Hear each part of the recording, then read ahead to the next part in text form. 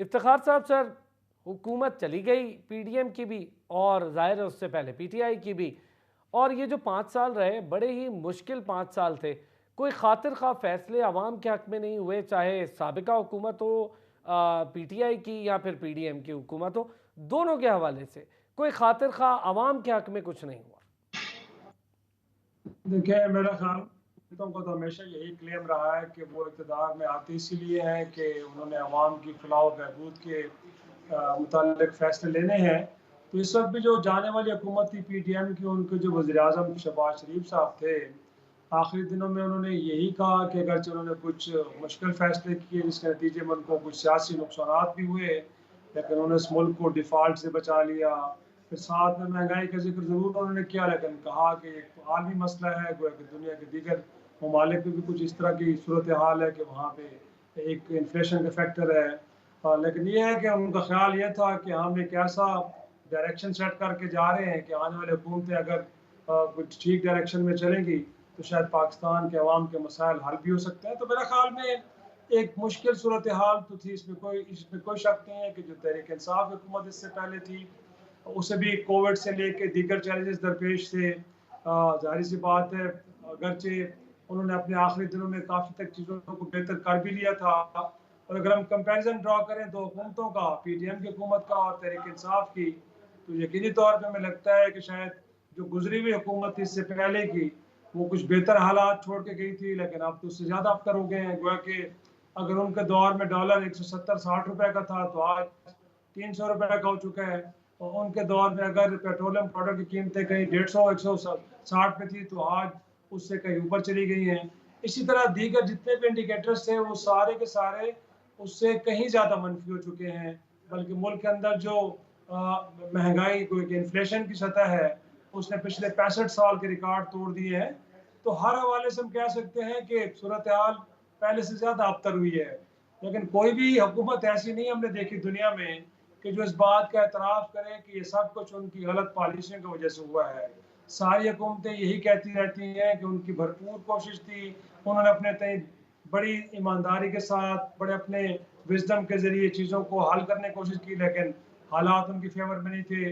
अब अगर आपने सुना हो आखिरी दिनों में जो शहबाज शरीफ साहब ने बात की, उनका ख़्याल ये है कि उनकी हुकूमत के जो 16 माह थे, उसमें 8 माह तो तहरीक इंसाफ ने इस मुल्क के अंदर एहतजाजी धरने दिए, लॉन्ग मार्चेस किए, एक तरह से पॉलिटिकल सिचुएशन को बॉयल अप किया।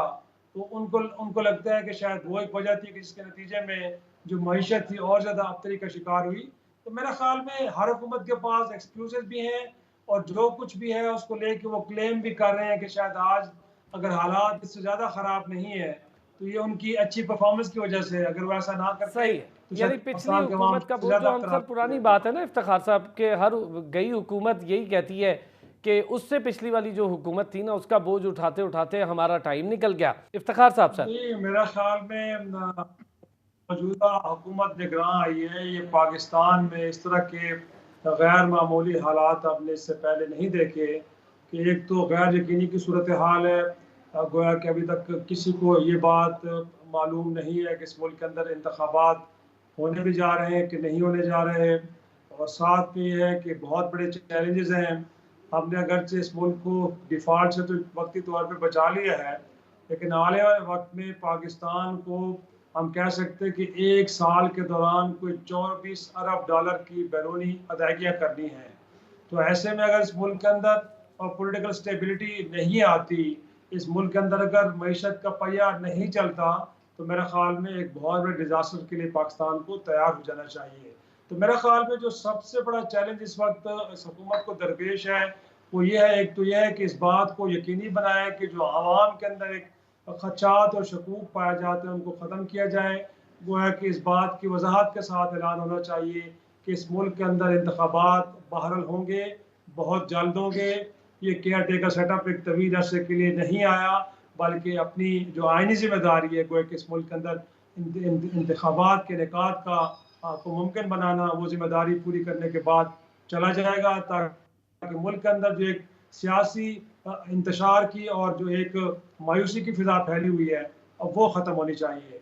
और इसके नतीजे में एक और फ़ायदा क्या होगा कि इस मुल्क के अंदर जो बिज़नेस कम्युनिटी मुल्क के अंदर मौजूद है, उनको भी एक एतमाद मिलेगा कि ऐसा हरगिज़ नहीं कि इस मुल्क के अंदर अब सिस्टम डिरेल हो गया है, कहीं ऐसा नहीं होने जा रहा कि अब पार्लिमान और जमहूरियत का बाब लपेट दिया गया है और इस मुल्क के अंदर टेक्नोक्रेट्स की हुकूमत है। तो मेरा ख्याल में वो भी इनकरेज होंगे कि इस मुल्क के अंदर एक जो बिज़नेस एक्टिविटी है, वो ऑन हो जाएगी।